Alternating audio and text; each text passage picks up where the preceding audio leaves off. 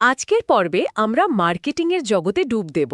আমাদের হাতে সোর্স একটাই, সাইমন স্কুইব নামের একজন মার্কেটিং বিশেষজ্ঞের প্রায় 1 ঘন্টার একটা ভিডিও। তিনি দাবি করেছেন এই জ্ঞানটা তার ৩০ বছরের অভিজ্ঞতার সার, যার জন্য মানুষ হাজার হাজার ডলার খরচ করতেও রাজি। কিন্তু আজকের যুগে যেখানে সবাই ফেসবুক অ্যাড আর ডেটা নিয়ে ব্যস্ত, সেখানে সাইমন স্কুইবের মতো একজন বলছেন মার্কেটিংয়ের মূল শক্তি হল পুরনো দিনের পরিশ্রম আর অদ্ভুত সব পাগলামি। আজ আমরা দেখব তার এই দর্শন কি সত্যি কাজ করে নাকি এটা শুধু কথার কথা। বিষয়টা সত্যি ভাবার মতো, কারণ স্কুইবের মডেলটা একদিকে যেমন পাগলামিতে ভরা, তেমনি অন্যদিকে এর পেছনে একটা গভীর কৌশল আছে। তিনি পুরো মার্কেটিং জগৎটাকে 9টি স্তম্ভে ভাগ করেছেন।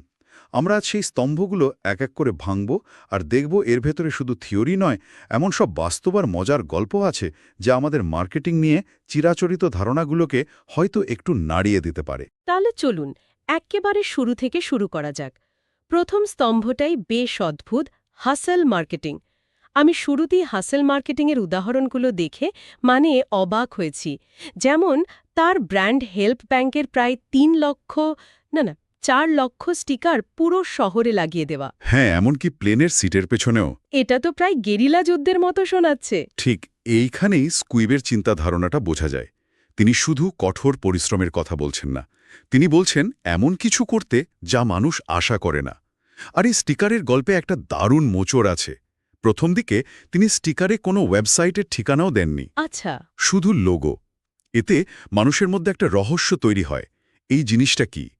আর এখান থেকেই তার হাসেল হ্যাকিং ধারণাটা আসে। যেখানে আগে থেকেই মানুষের মনোযোগ আছে, সেখানে বুদ্ধি করে ঢুকে পড়া। স্টর্ম ট্রপারের গল্পটা তো আরও এক কাঠি ওপরে। অবশ্যই।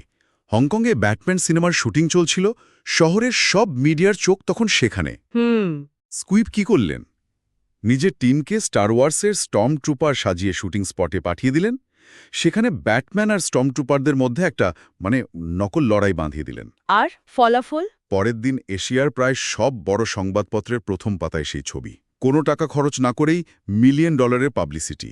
এটাই হলো সুযোগ বুঝে কোপ মারা। কিন্তু তিনি তো কিছু কঠিন সত্যিও বলেছেন, যা শুনতে হয়তো ভালো লাগে না। যেমন দরজায় দরজায় গিয়ে নিজের সার্ভিস বা প্রোডাক্টের কথা বলা। আজকের ডিজিটাল যুগে এই ধারণাটা কতটা বাস্তবসম্মত? মানুষ কি অপরিচিত কাউকে এভাবে সময় দেবে? এটা একটা দারুণ প্রশ্ন।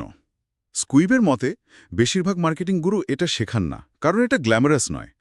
কিন্তু তিনি মনে করিয়ে দিচ্ছেন একটা নতুন ব্যবসার জন্য ক্লায়েন্ট পাওয়ার এটাই সবচেয়ে সস্তা উপায়। হয়তো 10 জনের মধ্যে 9 জনই দরজা বন্ধ করে দেবে, কিন্তু একজন তো শুনবে, আর ওই একজনই হয়তো আপনার প্রথম বড় ক্লায়েন্ট হবে।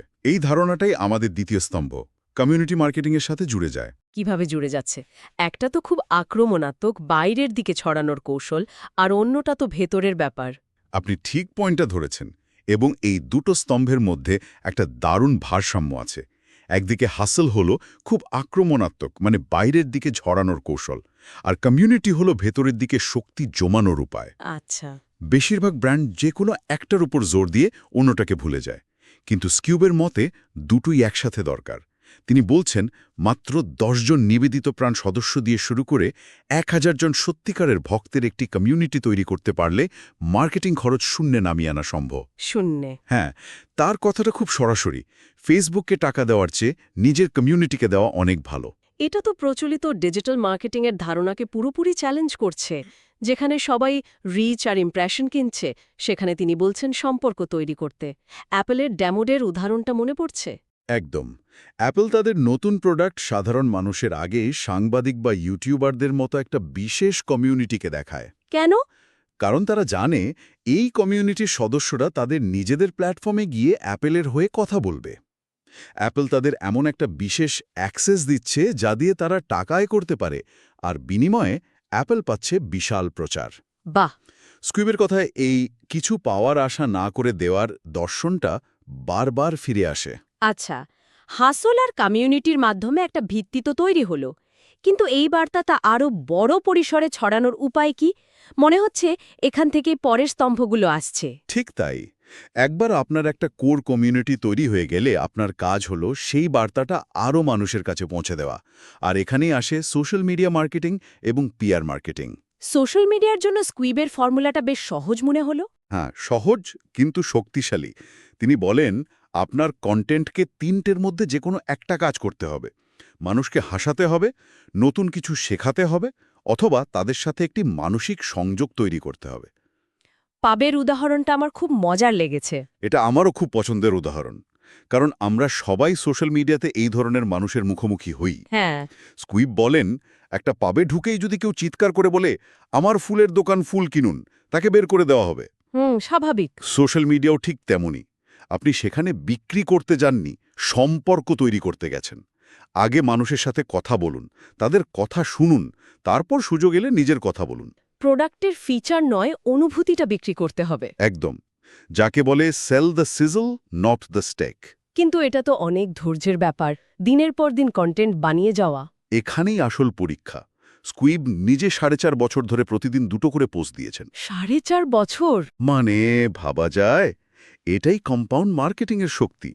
প্রথম দিকে হয়তো কিছুই হবে না, কিন্তু একটা সময়ের পর এর প্রভাব চক্রবৃদ্ধি হারে বাড়তে থাকে।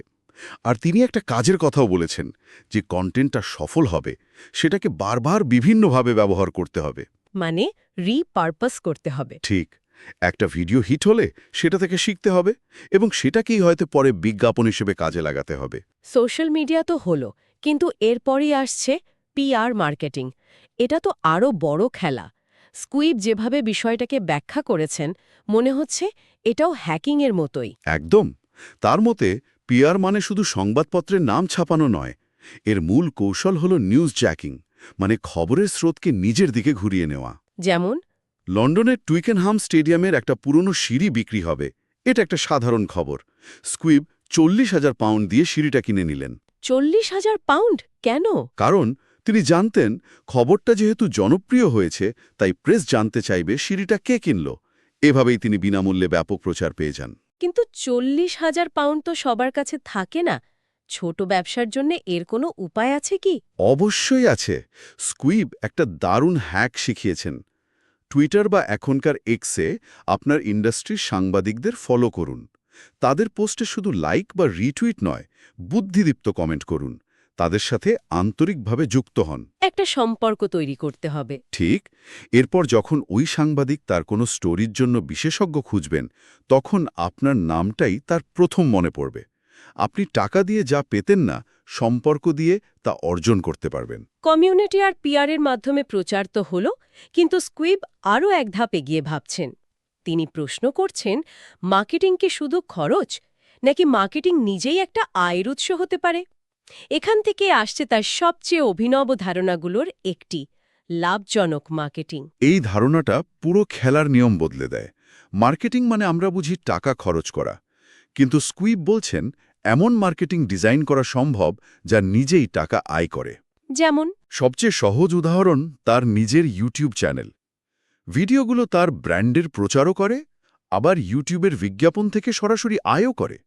মার্কেটিং এখানে খরচ নয়, বরং আয়ের একটা উৎস। ফিজিক্যাল প্রোডাক্টের ক্ষেত্রেও কি এটা সম্ভব?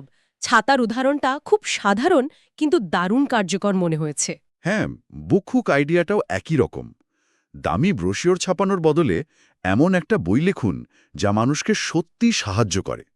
সেই বই বিক্রি করে আপনি টাকাও আয় করলেন, আবার যারা বইটা কিনল তারা আপনার সম্ভাব্য ক্লায়েন্ট হয়ে গেল। আর ছাতার উদাহরণটা তো আরও সহজ। একদম। বৃষ্টির দিনে টিউব স্টেশনের বাইরে নিজের ব্র্যান্ডের লোগো দেওয়া ছাতা বিক্রি করুন। এতে ছাতা বিক্রি করে লাভও হলো, আবার পুরো শহর আপনার ব্র্যান্ডের চলমান বিজ্ঞাপন হয়ে গেল। মানুষ আপনাকে সমস্যার সমাধানকারী হিসেবে দেখছে। টাবাস্কো সসের গল্পটা তো প্রায় সিনেমার মতো। একটা লোকসানে চলা ব্যবসাকে শুধু একটা আইডিয়া দিয়ে লাভজনক করে তোলা। অবিশ্বাস্য। একটা ফুড ডেলিভারি কোম্পানি ডেলিভারি করতে গিয়ে লোকসান করছিল। আচ্ছা। তিনি সোজা টাবাস্কো কোম্পানির কাছে গিয়ে বললেন, আপনাদের সবচেয়ে বড় ক্রেতার ডেলিভারি ভ্যানে আপনারা বিজ্ঞাপন দেবেন না? টাবাস্কো রাজি হয়ে গেল। সেই বিজ্ঞাপনের টাকায় ডেলিভারির খরচ উঠে তো এলোই, ড্রাইভারদের বেতনও বাড়ানো সম্ভব হলো। বাহ। এটা হলো একটা চালু সিস্টেমের ভেতর থেকেই আয়ের নতুন পথ বের করা। এই আইডিয়া থেকেই তো পরের স্তম্ভ, পার্টনার মার্কেটিং। ঠিক। স্কুইবের মতে পার্টনারশিপ মানে শুধু টাকার লেনদেন নয়, এটা হলো ভ্যালু এক্সচেঞ্জ। তিনি বলেন, আপনার প্রথম পার্টনার হলো আপনার পরিবার। পরিবার। হ্যাঁ, যদি আপনার পরিবারই আপনার ব্যবসা সম্পর্কে না জানে বা সমর্থন না করে, তাহলে বাইরের মানুষকে বোঝানো কঠিন। এরপর আসে ইনফ্লুয়েন্সার বা অন্য ব্র্যান্ডের সাথে কাজ করা। তবে এখানেও তার দর্শনটা অন্যরকম। টাকা দিয়ে নয়, মূল্যবোধের মিলের ভিত্তিতে পার্টনারশিপ করতে হবে। কিন্তু টিকটকের মতো বড় পার্টনার তো সবাই পাবে না। ছোট ব্যবসার জন্য এই ভ্যালিউ এক্সচেঞ্জ মডেলটা কিভাবে কাজ করতে পারে? খুব গুরুত্বপূর্ণ প্রশ্ন। ধরুন আপনি একজন ডায়েটিশিয়ান। আপনি এলাকার একটা জিমের সাথে পার্টনারশিপ করতে পারেন। আপনি জিমের সদস্যদের জন্য একটা ফ্রি ওয়ার্কশপ করলেন, বিনিময়ে জিম আপনাকে তাদের সব সদস্যদের কাছে আপনার নাম সুপারিশ করল। এখানে টাকার কোনো লেনদেন হলো না। কিন্তু দুজনেই লাভবান হলেন। স্কুইব টিকটককে দিয়েছিলেন তার ব্যবসার অভিজ্ঞতা, কারণ টিকটক তখন বিজনেস কমিউনিটিতে ঢুকতে চাইছিল। আর টিকটক তাকে দিয়েছে কোটি কোটি মানুষের কাছে পৌঁছানোর সুযোগ। ছোট ব্যবসার ক্ষেত্রেও একই মডেল কাজ করে, শুধু স্কেলটা ভিন্ন হয়। এরপর আসছে ডেটা মার্কেটিং।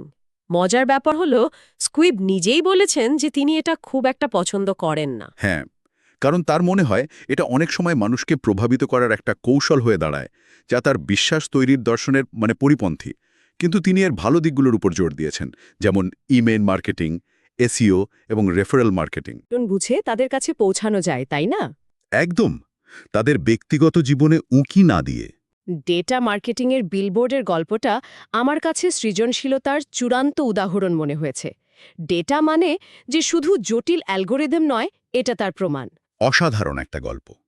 একটা কোম্পানি ড্রিঙ্কস কোস্টনে বিজ্ঞাপন ছাপাত। তাদের ক্লায়েন্ট কারা? বড় বড় অ্যাডভার্টাইজিং এজেন্সি। তো তারা কি করল? লন্ডনের সবচেয়ে বড় অ্যাড এজেন্সির ঠিক অফিসের বাইরে একটা বিশাল বিলবোর্ড লাগালো। শুধু একটাই বিলবোর্ড? হ্যাঁ, শুধু ওই একটাই। ওই এজেন্সির বড় বড় কর্তারা প্রতিদিন অফিসে যাওয়ার সময় আর আসার সময় বিলবোর্ডটা দেখেন। দেখতে দেখতে তাদের মনে হতে শুরু করে যে এটা নিশ্চয়ই একটা বিশাল কোম্পানি। অথচ বাস্তবে ছিল মাত্র একটা টার্গেটেড বিলবোর্ড। এখানে ডেটা মানে ছিল শুধু একটা ঠিকানা। এটা প্রমাণ করে ডেটা মার্কেটিং মানে সঠিক মানুষের কাছে সঠিক সময়ে সঠিক বার্তা পৌঁছানো। তাহলে এও সব কিছুর মানে কি দাঁড়ালো? আমরা ৮টা স্তম্ভ নিয়ে কথা বললাম। সবশেষে স্কুইড যে স্তম্ভটির কথা বলেছেন তা হলো ব্র্যান্ড মার্কেটিং। তার মতে এটাই বাকি ৮টা স্তম্ভকে একসাথে বেঁধে রাখে। একদম, ব্র্যান্ড হলো সেই আঠা যা সবকিছুকে একসাথে ধরে রাখে। আর স্কুইবের মতে আজকের দিনে ব্র্যান্ড মানেই ব্যক্তিগত সংযোগ। মানুষ কোম্পানিকে ফলো করে না, মানুষকে ফলো করে। তার ভাষায় বিজনেস ইজ পার্সোনাল। যেমন অ্যাপলের স্টিভ জবস বা টেসলার ইলন মাস্ক। ঠিক, তাদের ব্যক্তিগত ব্র্যান্ডই তাদের কোম্পানির পরিচয়। কিন্তু যদি কোম্পানির মালিক নিজে সামনে আসতে না চান, সবাই তো স্টিভ জবস নয়। সেক্ষেত্রে এমন কাউকে অ্যাম্বাসেডর হিসাবে নিয়োগ করতে হবে যার মধ্যে সেই কোম্পানির মূল্যবোধগুলো আছে। যেমন কোনো ক্যামেরা কোম্পানি হয়তো একজন বিখ্যাত ফটোগ্রাফারকে তাদের মুখ হিসাবে ব্যবহার করে। মূল কথা হলো ব্র্যান্ডের পেছনে একটা মানবিক চেহারা থাকা দরকার। হ্যাঁ, যার সাথে মানুষ সংযোগ স্থাপন করতে পারে, বিশ্বাস করতে পারে। আর এই বিশ্বাস তৈরির মূলমন্ত্র কি? সেই একই কথা, কিছু পাওয়ার আশা না করে শুধু দিয়ে যাওয়া। যে ব্র্যান্ডগুলো বিনামূল্যে কিছু দেবার কথা বলে, শেষে কিছু বিক্রি করার চেষ্টা করে, তারা বিশ্বাস নষ্ট করে। স্কুইবের মতে ইনস্টাগ্রামের মতো ব্র্যান্ডগুলো বছরের পর বছর বিনামূল্যে পরিষেবা দিয়ে আগে মানুষের বিশ্বাস অর্জন করেছে, তারপর আয় করার কথা ভেবেছে। এই বিশ্বাসটাই ব্র্যান্ডের সবচেয়ে বড় সম্পদ। যখন মানুষ আপনাকে বিশ্বাস করে তখন তারা আপনার ইমেল খোলে, আপনার প্রোডাক্ট বেশি দামে কেনে এবং অন্যদের কাছে আপনার সুপারিশ করে। তার শেষ কথাটা খুব শক্তিশালী। শুধু ব্যবসা নয়, একটা ব্র্যান্ড তৈরি করুন, কারণ ব্যবসার চেয়ে ব্র্যান্ডের ভ্যালু অনেক বেশি। ঠিক, একটি বিশ্বস্ত ব্র্যান্ড আপনাকে বেশি দাম চাইতে সাহায্য করবে, আপনার মার্কেটিংয়ের সব প্রচেষ্টাকে আরও কার্যকর করে তুলবে এবং কঠিন সময়েও আপনার পাশে থাকবে। বাকি ৮টা স্তম্ভ হলো ইঞ্জিন, আর ব্র্যান্ড হলো সেই গাড়ির কাঠামো যা সবকিছুকে একসাথে রেখে এগিয়ে নিয়ে যায়। সাইমন স্কুইবারের এই পুরো ফ্রেমওয়ার্ক বিশ্লেষণ করে আমার মনে হচ্ছে এর মূল বার্তা হলো একদিকে অক্লান্ত সৃজনশীল পরিশ্রম আর অন্যদিকে কোনো শর্ত ছাড়াই মানুষের বিশ্বাস অর্জনের এক গভীর দর্শন। এটা একই সাথে পুরনো এবং নতুন চিন্তার এক দারুণ মিশ্রণ। এটা মার্কেটিং শব্দটাকে নতুন করে ভাবতে শেখায়। মার্কেটিং মানে শুধু বিজ্ঞাপন বা সেলস ফানেল নয়, এটা কমিউনিটি তৈরি করা, কৌশলগত পার্টনারশিপ করা এবং একটা ব্যক্তিগত সংযোগ স্থাপন করা, যাতে মানুষ নিজে থেকেই আপনার গল্পের অংশ হতে চায়। হুম। এই ফ্রেমওয়ার্কটা আমাদের বলে মার্কেটিংয়ের সবচেয়ে বড় শক্তি বাজেট নয়, বরং এমন একটা উদ্দেশ্য যা মানুষ মন থেকে বিশ্বাস করে। স্কুইব কিছু পাওয়ার আশা না করে দেওয়ার মডেলের উপর খুব জোর দিয়েছেন এবং উদাহরণ হিসাবে শুরুর দিকের ইনস্টাগ্রামের কথা বলেছেন। আজকের এই দ্রুত নগদীকরণের যুগে একটি নতুন ব্যবসা কতদিন পর্যন্ত কোনো বিনিময়ে আশা না করে শুধু দিয়ে যেতে পারে? ব্যবসার টিকে থাকার প্রয়োজনের সাথে শর্তহীন বিশ্বাস অর্জনের এই দর্শনের সংঘাতটা ঠিক কোন জায়গায় শুরু হয় এবং একজন উদ্যোক্তা কিভাবে এই কঠিন ভারসাম্য রক্ষা করতে পারেন?